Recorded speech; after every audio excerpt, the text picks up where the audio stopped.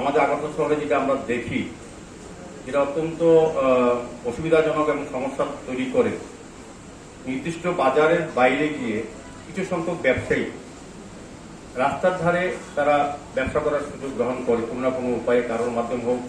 বলার চেষ্টা করেছেন, আমি এটা বলবো না, কারো কারণে সহযোগিতা ইনডাইরেক্টলি থাকে, তারা ব্যবসা করার সুযোগ গ্রহণ করে কোনোভাবে। সেক্ষেত্রে কি হয়, আমাদের যানজটের সমস্যা হয়, দুর্ঘটনা প্রায় সময় ঘটে, এবং শহরে যে সৌন্দর্য বা শহরকে পরিচালনা করার যে পরিকল্পনা আমাদের পৌর নিগমে নেওয়া হয়, সেগুলি থেকে আমরা কিছুটা কিন্তু বাধাপ্রাপ্ত হই, সমস্যার সম্মুখীন হয়। সমস্যাটা শুধু যারা ব্যবসা করেন বা ক্রেতা তারা না, তারা সামগ্রিকভাবে শুধু অভয়নগরে এই নেতাজি ক্লাবের প্রাঙ্গণে যে রাস্তাটা শুধু অভয়নগরবাসী ব্যবহার করে এরকম না, সারা রাজ্যের মানুষ বিভিন্ন কাজে বিভিন্ন প্রয়োজনে আমাদের হসপিটালকে ব্যবহার করার জন্য এই রাস্তা অনেক সময় ব্যবহার করে। কাজে এটার সঙ্গে কিন্তু সমস্যার সঙ্গে শুধু অভয়নগরবাসী যুক্ত এরকম না, আমি বলবো শহরবাসীর একটা বিরাট সমস্যা এটা। এটার জন্য আমরা আলোচনা সভা করেছি, আমার রঞ্জিত বাবুর সঙ্গে কথা হয়েছে, আমার বিশ্ববাবু খুব করেছেন, এবং আমাদের মন্ত্রী বিকাশবাবু খুব উৎসাহী।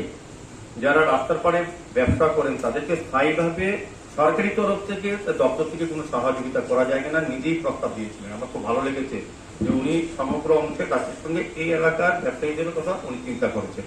তো আমাদের সরকার আমাদের আগরতলা শহরে, বিশেষ করে আগরতলা পৌর নিগম থেকেও যে বাজারগুলি আছে সেটি সংস্কার করে সুন্দরভাবে যাতে স্বাচ্ছন্দ্যে মানুষ পৌর নাগরিক পরিষেবা পায়, এবং ব্যবসায়ীরা এবং ক্রেতারা যাতে উভয়ই স্বাচ্ছন্দ্যে বাজারটা ব্যবহার করতে পারেন বিজ্ঞানসম্মতভাবে, আধুনিকভাবে, যাতে ফায়ার এক্সিডেন্ট আমরা অ্যাম্বুলেন্স কিংবা ফায়ার ব্রিগেড ঢোকাতে পারি বাজারে, সেই ব্যবস্থা করে নতুনভাবে বাজারগুলি তৈরি করার জন্য আমরা স্মার্ট সিটি পৌর নিগম আমাদের রাজ্য সরকার চেষ্টা করছেন। তাহলে আজকে যে আহত সভা, এটা খুবই গুরুত্বপূর্ণ।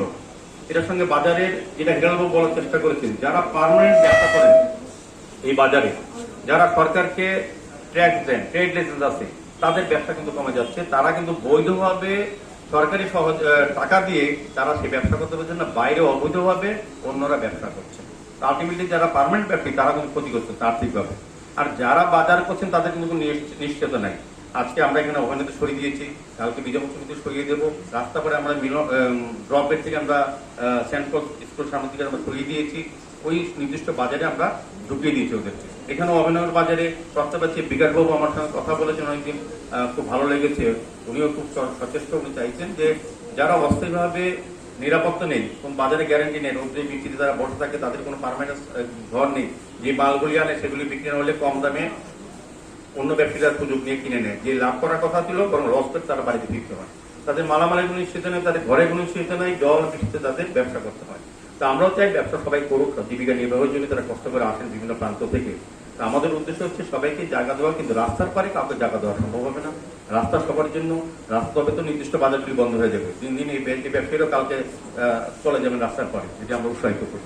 এটা বন্ধ করতে হবে যে কোনো মূল্যে, আমি করবোই। সেক্ষেত্রে আপনাদের সম্পূর্ণ সহযোগিতায় বিকাশবাবু আমাকে প্রস্তাব দিয়েছেন, খুব ভালো লেগেছে। যদি প্রয়োজনে ওনার দপ্তর থেকে যদি অভয়নগর বাজার কমিটি, উনি বলে হিলালবাবুর সঙ্গে কথা হয়েছে, যেখানে প্রচন্ড অনেক জায়গা আছে, যদি নির্দিষ্ট করে ডিপিআর রেডি করে, যেটা বলেছেন যে আমরা যদি সরকারি সাহায্য, আমাদের সরকার আমাদের পাশে আছেন, আপনাদের সঙ্গে আছেন, সরকার আমাদের সরকারের মন্ত্রীরা বা দুজন মন্ত্রী আছেন, বিধায়করা আছেন, আমাদের কর্পোরেটর আছেন, সার্বিকভাবে আমরা চাইব সরকারের সমস্ত সুযোগ সুবিধাগুলি সমস্ত ক্ষুদ্র ব্যবসায়ী থেকে সমস্ত অংশের ব্যবসায়ী যাতে সুযোগ পায়, এবং ক্রেতারা যাতে স্বাচ্ছন্দ্যে তাদের ক্রয় করতে পারেন বাজারে গিয়ে নির্দিষ্ট পরিমাণে। যেটা হিরালবাবু বলেছেন, এই বাজারটাকে আধুনিক করার জন্য এখানে পুকুরটার জন্য আমরা 3 কোটি টাকা স্যাংশন দিয়েছি, যে বিউটিফিকেশন হবে, কিছুদিনের মধ্যে কাজ শুরু হবে, মাননীয় মুখ্যমন্ত্রী আনুষ্ঠানিকভাবে উদ্বোধন করেছেন কাজে, এটা আমরা হবে।